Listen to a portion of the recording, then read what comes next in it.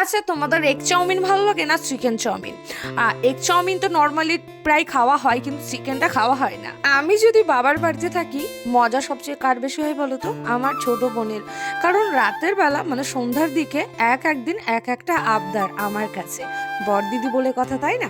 আজ হুট করে বলে উঠলো চাউমিন তো খুব খাই দিদি, মানে জানো তো আমিও চাউমিন পাগল, নুডলস পাগল আর কি।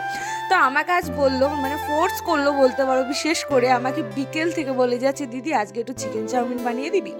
আর চিকেনও আনা ছিল, দুপুরে চিকেন হয়েছিল, সেখান থেকে ও কিন্তু 4 পিস মতো তুলেও রেখেছিল রীতিমতো, আমাকে না জানি। ও ভেবেই নিয়েছিল যে আজকে চিকেন চাউমিন খেয়ে ছাড়বে আমার হাতে।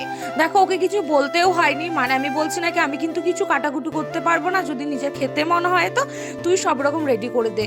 হয়তো বিশ্বাস করবে না, এইসব সবজিগুলো আমার ছোট বোনই কেটেছে। ও মাত্র ক্লাস 5-এ পড়ে, খুব ছোট, তবু এত সুন্দর করে সবজি কেটেছে, এত সুন্দর করে আমিও ঠিক মতো কাটতে পারি না।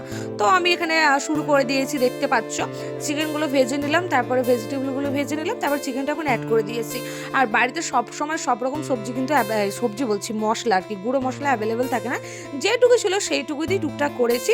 আর চাউমিন মশলাটা অনেক দিন আনাই, মানে বাড়িতেই ছিল, দিয়ে প্যাকেটটা মুখটা তো খোলা ছিল, দিয়ে গোটা গোটা টাইপের হয়ে গেছিলো। আর চিকেন দেওয়া হয়েছিল তো খুব সুন্দর একটা স্মেল আসছিল, আমি গরম মশলাও হালকা পাতলা মতো দিয়েছিলাম। আর দারুণ হয়েছিল, সিরিয়াস